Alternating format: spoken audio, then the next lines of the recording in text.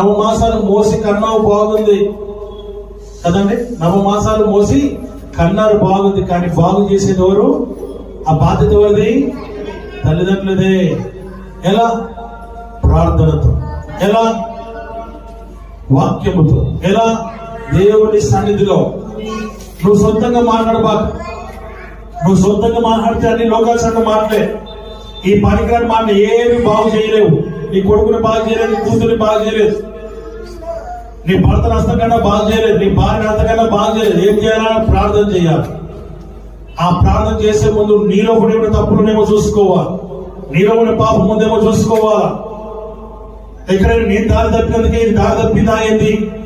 ఎక్కడైనా నేను తప్పు చేస్తే ఇది తప్పు చేసిందా ఏంటి? ఎక్కడ నేను తప్పు చేస్తే ఈయన తప్పు చేసిందా ఏంటి అని భర్త భార్య గురించి, భార్య భర్త గురించి చూసుకొని తర్వాత ప్రార్థన చేసి వాక్యంతో దేవుడు గోచాడి కన్నీరు కార్చి మరలా నీ దగ్గర తీసుకోవాలి. అంతేగాని అలా వదిలేసి ఆ పాపంలో కూడా పాల్పంపుడు పొందకూడదు. హల్లెలూయా. అది పాపం. ఆ పాపం నిన్ను పట్టుకొనే ఉంటుంది, నువ్వు చనిపోయే వరకు.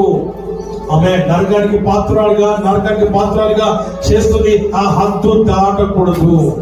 వాక్యం చెప్తున్నాడు. నువ్వు జాబ్కి వెళ్తున్నావు, నువ్వు ఎంతవరకు మాట్లాడాలో, ఎవరితో మాట్లాడాలో, ఏ రకంగా మాట్లాడాలి, అంతవరకే మాట్లాడాలి. కొనికైతే ఎంతవరకు అంతవరకే మాట్లాడాలి. మగవాడితో సొంగగార్చుకుంటూ, స్త్రీ అయితే ఇంకొక రకంగా, ఇలా హద్దులు దాటితే కుటుంబాలు గృహాలన్నీ కూలి నశించిపోతాయి.